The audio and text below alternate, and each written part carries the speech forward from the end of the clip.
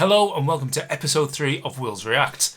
I'm Wills. Now if you've been here before and you've seen the Bon Jovi video, or if you've seen the Iron Maiden video and you've still come back for more, I'd just like to say a massive thank you. I hugely appreciate it. But if you're new to the channel, I'd just like to say welcome and thank you. And if you could hit that subscribe button and all that, get that out of the way, that'd be wonderful. Anyway, today we're going to be listening to Rocket Queen by Guns N' Roses from their debut album, their 1987 debut album, Appetite for Destruction, of which I've still got my copy here. The original vinyl with the original band front cover. It's a bit worn. It's probably one of my favourite albums of all time. Anyway, before we have a look at it, I'll just tell you very quickly which version we're going to listen to.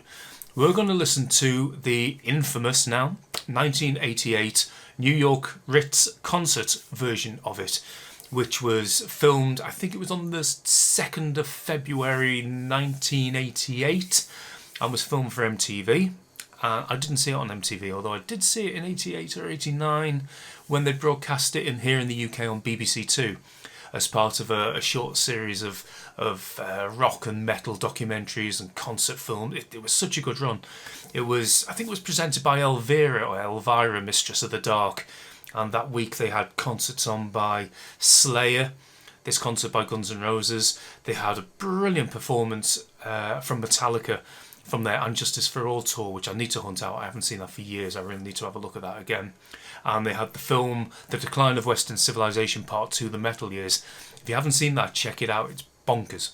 Anyway, before we hit the video and have a look at it, very quickly, it's the original lineup of the band. It's Axl Rose on vocals, it's Slash and Izzy Stradlin on guitars, it's Duff McKagan on bass, and Steven Adler on the old drums.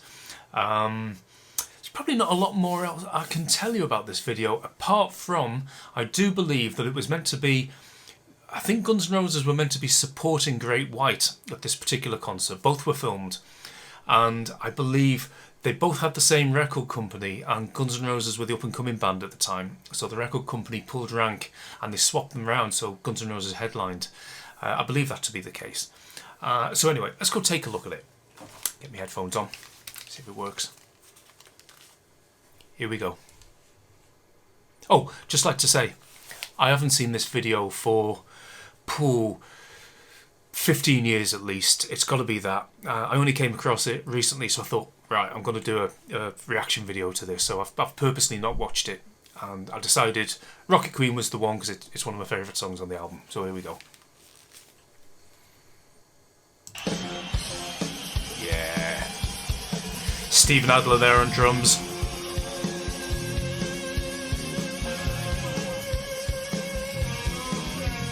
He's got great hair, isn't he? Wish I had hair like that.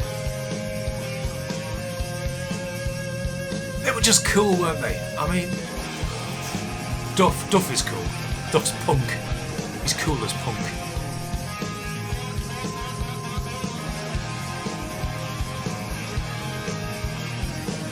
There's Axl doing his old snake hips. I think Slash is probably one of my favourite guitarists. I wouldn't necessarily say he's the best guitarist, but I just love his stuff. Let's turn this off a minute. Yeah, Slash is definitely one of my favourite guitarists. He just looks the part. He's got everything. He's almost, or at least back in the day, quite a sloppy player, but it just really worked. It just had so much passion to it, and it was Slash that made me want to pick up guitar. Not that I can play, but I just thought it was dead cool. So anyway, let's carry on.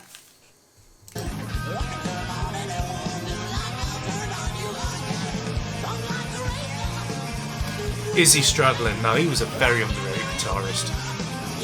He's kind of got that groove going on, like Keith Richards keeping that sort of solid thing going.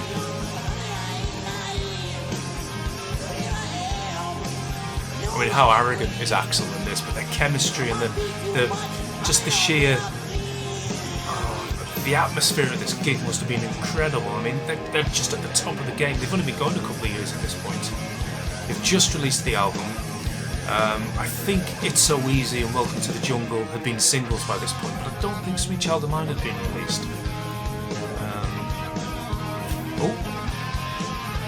Axl stopped singing.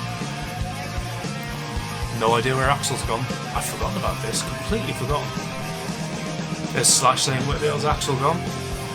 But he used to do that. He used to just disappear and go and change his costume.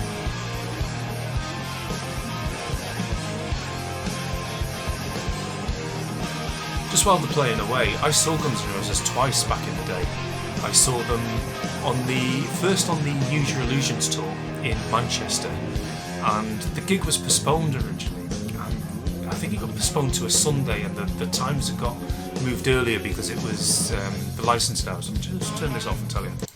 The licensing hours had changed, and I think there was something to do with it was somebody else's stage, because their stage had to be taken down for something happened anyway, and they weren't that good, to be honest. I'd seen a couple of days earlier there was a live broadcast from Paris, I think it was, and that was broadcast on Sky, and that was such an incredible gig. It was just brilliant. And then when we did finally see him in Manchester, because it got postponed to the Sunday, they were just disappointing.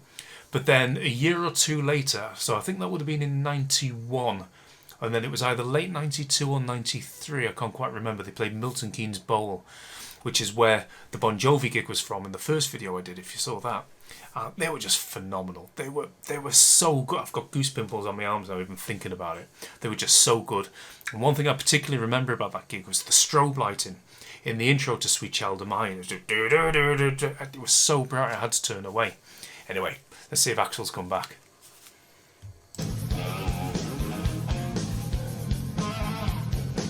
Oh yeah, he hasn't.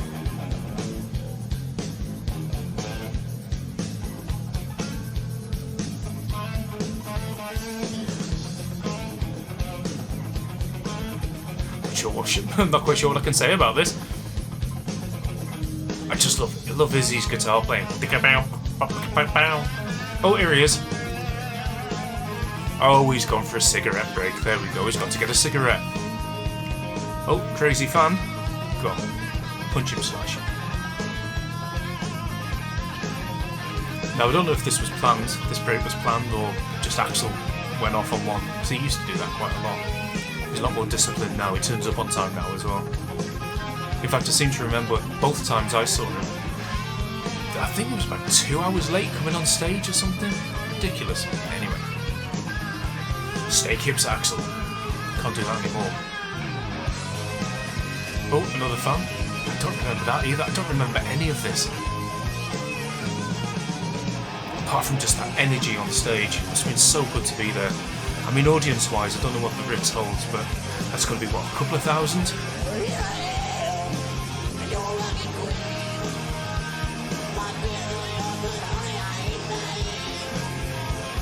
Oh, it's just so good. Now, I don't know if you know, Guns N' Roses recently got back together, well, at least Duff, Axl and Slash got back together relatively recently in the last couple of years, and they headlined the Glastonbury Festival here in the UK. It was broadcast live on telly. The sound wasn't very good at all. A lot of people blame the broadcast, a lot of people just said they weren't very good. I don't know, I wasn't there. All I know is I just think they're incredible.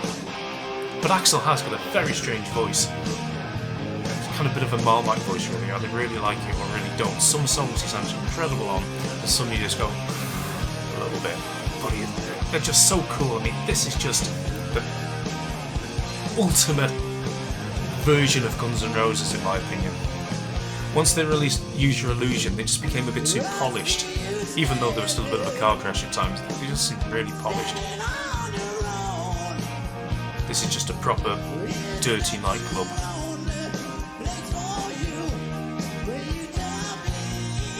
And you just know there's going to be a fight in the back at the end. I did hear a story actually.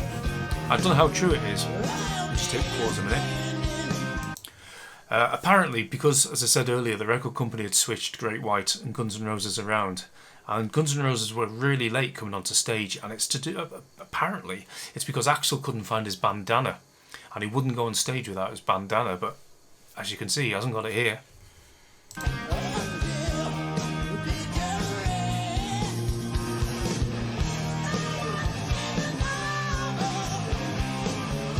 I mean, he can hit those pretty high notes.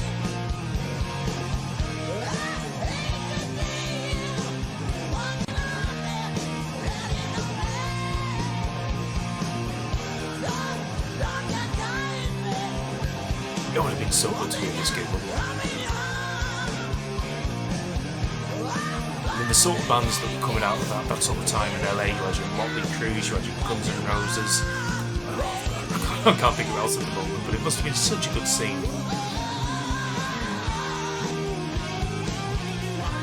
Sorry, I'm just a bit in awe. I'm not actually saying a lot here. I'm just listening to Slash's guitar at the moment. That just blows me away.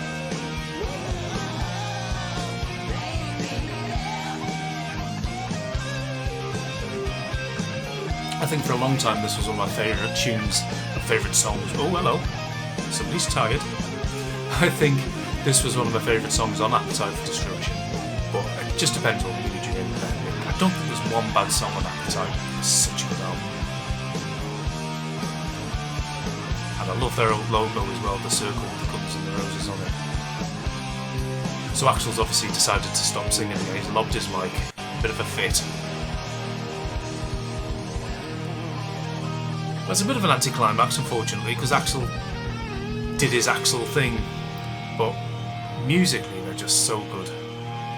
That's what they say, isn't it? They're so good. Well, there we go. So there we have it. There we have it. Guns N' Roses, live from the Ritz in 1988. There's probably not more I can say about that, really. Have you seen Guns N' Roses live? What did you think of this performance? Have you seen the whole show of this? What was your favourite period of Guns N' Roses? What's your favourite song of Guns N' Roses? I'd love to hear all of this. I love chatting with people, so stick any comments like that down below. Do all of that. If you consider that, this is only my third one, so bear with me, be easy on me. But if you would subscribe to the channel, that would be fantastic, and hopefully over the coming weeks, months, even years, who knows, I'll bring you songs that I like or mean something to me, or that I've never heard before. Who knows?